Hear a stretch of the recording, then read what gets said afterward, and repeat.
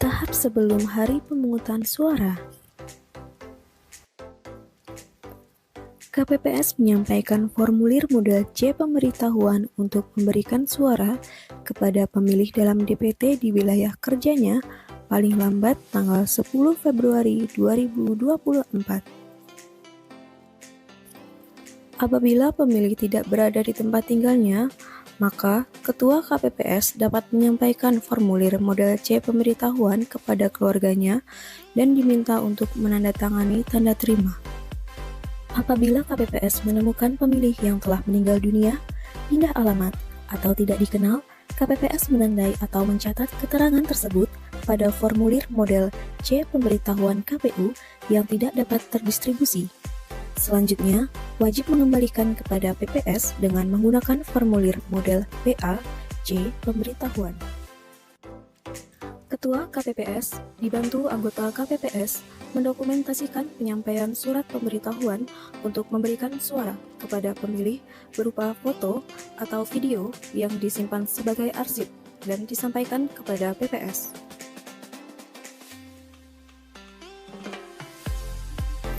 Ketua KPPS dibantu anggota KPPS mengumumkan hari, tanggal, dan waktu pemungutan suara serta nama TPS kepada pemilih di wilayah kerjanya paling lambat 5 hari sebelum hari dan tanggal pemungutan suara. Pengumuman dapat dilakukan melalui pengeras suara, pertemuan kelompok masyarakat, juga media sosial di wilayah kerja KPPS. Petunjuk pelaksanaan pemungutan dan penghitungan suara pada penyelenggaraan pemilu 2024. KPPS mengumumkan dan menempelkan daftar pasangan calon presiden dan wakil presiden, daftar calon tetap anggota DPR RI, daftar calon tetap anggota DPD, daftar calon tetap anggota DPRD Provinsi, daftar calon tetap anggota DPRD Kabupaten atau Kota, salinan daftar pemilih tetap, dan salinan daftar pemilih tambahan pada papan pengumuman. Tata letak TPS berukuran minimal dengan panjang 10 meter dan lebar 8 meter, atau dapat disesuaikan dengan kondisi setempat. Pintu masuk dan pintu keluar TPS harus dapat menjamin akses gerak bagi pemilih penyandang disabilitas yang menggunakan kursi roda.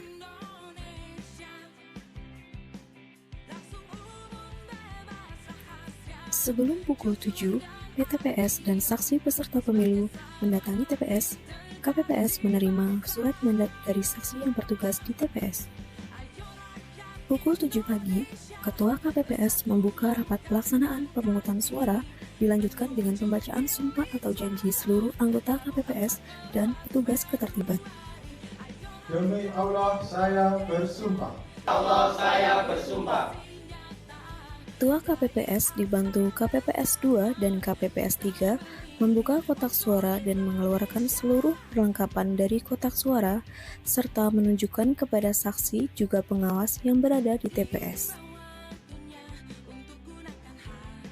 Ketua KPPS dibantu KPPS 6 atau KPPS 7 mengunci kotak suara menggunakan segel plastik sebagai alat pengaman lainnya pengganti gembok kotak suara, dan ditempel segel pada segel plastik sebagai alat pengaman lainnya pengganti gembok. Ketua KPPS dibantu KPPS 2 dan KPPS 3 menghitung jumlah surat suara seluruh jenis pemilihan dan mengumumkannya.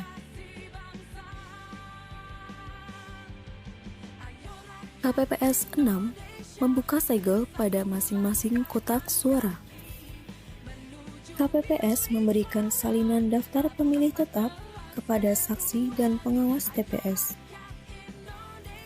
Pemilih datang ke TPS dengan membawa formulir model C pemberitahuan dan KTP elektronik untuk dicek dalam daftar pemilih tetap di wilayah kerjanya dan mencocokkan dengan KTP elektronik. Tak lupa, KPPS 4 juga mengecek jari-jari tangan pemilih untuk memastikan bahwa tidak ada tinta di jari tangan pemilih.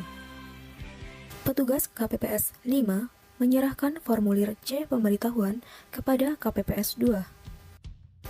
KPPS 2 Membantu ketugasan Ketua KPPS menerima formulir C. Pemberitahuan, C. Pindah pemilih untuk daftar pemilih tambahan, C. Daftar hadir untuk daftar pemilih khusus, kemudian memastikan jumlah surat suara yang diberikan kepada pemilih. Selanjutnya, pemilih menandatangani daftar hadir pada petugas KPPS 5. KPPS 3 membantu ketugasan Ketua KPPS mengisi data TPS di bagian sampul belakang surat suara dengan cara ditulis tangan atau dapat menggunakan alat bantu cetakan tulisan yang tidak merusak surat suara. Ketua KPPS menandatangani surat suara lalu memberikan surat suara sesuai jenis pemilih. Ketua KPPS memanggil pemilih dan memberikan surat suara serta memeriksa jumlah surat suara sesuai jumlah surat suara yang didapatkan oleh pemilih. Tugas ketertiban 1 bertugas mengarahkan pemilih. Pemilu 2024 merupakan pemilu yang ramah disabilitas, lansia, dan ibu hamil, sehingga KPPS dapat mendahulukan orang tua, ibu hamil, atau disabilitas untuk melakukan pemungutan suara. Pemilih menuju ke bilik suara untuk menggunakan hak pilihnya dan melipat kembali surat suara yang sudah dicoblos. Apabila terdapat surat suara yang rusak, pemilih dapat diberikan surat suara pengganti. Pemilih lapor kepada KPPS. KPPS memperlihatkan surat suara yang rusak kepada PTPS dan saksi. Kemudian, pemilih diberikan surat suara pengganti hanya 1 kali dan dicatat dalam formulir kejadian khusus. Pemilih memasukkan surat suara dipandu oleh KPPS 6 secara berurutan dengan ketentuan surat suara abu-abu untuk Capres dan Cawapres, surat suara kuning untuk DPR RI, surat suara merah untuk DPD, surat suara biru untuk DPRD Provinsi, dan surat suara hijau untuk DPRD Kabupaten atau Kota. KPPS 7 bertugas mengatur pemilih yang akan keluar TPS dan memberikan tanda khusus berupa tinta yang disediakan oleh KPU. Petugas ketertiban 2 mengarahkan pemilih menuju pintu keluar dan menjaga ketertiban di area pintu keluar TPS. Petugas ketertiban 1 bertugas mengarahkan pemilih untuk menyiapkan KTP atau surat keterangan dan formulir model C pemberitahuan.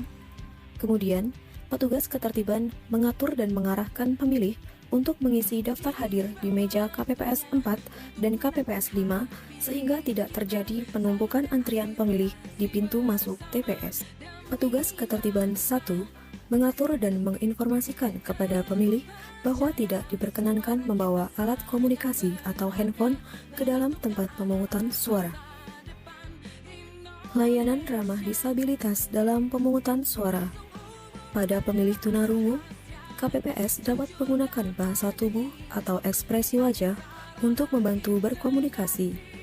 KPPS juga dapat berkomunikasi secara tertulis dan atau melalui gambar untuk membantu kelancaran berkomunikasi. Tepat pada pukul 12 siang, Ketua KPPS mengumumkan bahwa pemilih DPK diberikan kesempatan untuk memberikan suara di TPS. Pada pukul 13 siang, Ketua KPPS mengumumkan bahwa yang diperbolehkan memberikan suara hanya pemilih yang telah hadir dan terdaftar atau tercatat kehadirannya dan sedang menunggu giliran untuk memberikan suara atau sedang menunggu dalam antrian untuk mengisi daftar hadir. Ketua KPPS mengumumkan bahwa pelaksanaan pemungutan suara telah selesai dan penghitungan suara dimulai. Sebelum penghitungan suara dimulai, KPPS menyiapkan dan mengatur sarana-prasarana yang akan digunakan dalam proses penghitungan di dalam TPS, seperti tempat untuk menempel C hasil dan posisi duduk saksi juga pengawas, serta penempatan kotak suara dan perlengkapan lainnya. Tempat penghitungan suara dihadiri oleh saksi dan atau pengawas TPS. Tempat duduk KPPS, saksi, pengawas TPS, pemilih, pemantau pemilu, dan masyarakat diatur dengan ketentuan saksi dan PTPS di dalam TPS, sedangkan pemilih, pemantau pemilu, pewarta, dan masyarakat ditempatkan di luar TPS. Waktu penghitungan suara di TPS dimulai setelah pemungutan suara selesai dan berakhir pada hari yang sama dengan hari pemungutan suara. Jika belum selesai, dapat diperpanjang hingga 12 jam selanjutnya tanpa jeda sejak berakhirnya hari pemungutan suara. Penghitungan suara dapat dilakukan secara berurutan, dimulai dari surat suara Presiden dan Wakil Presiden, surat suara DPR RI, surat suara DPD, surat suara DPRD Provinsi, dan surat suara DPRD Kabupaten. Rapat penghitungan suara dipimpin oleh Ketua KPPS. Dalam penulisan C hasil pada lembar pertama yang memuat informasi, ditulis menggunakan huruf kapital. Ketua KPPS dibantu oleh KPPS 6 dan atau KPPS 7 melakukan pembukaan kotak dan menghitung jumlah surat suara yang berada di dalam kotak suara dengan cara membuka kunci dan tutup kotak suara dengan disaksikan oleh semua pihak yang hadir, mengeluarkan surat suara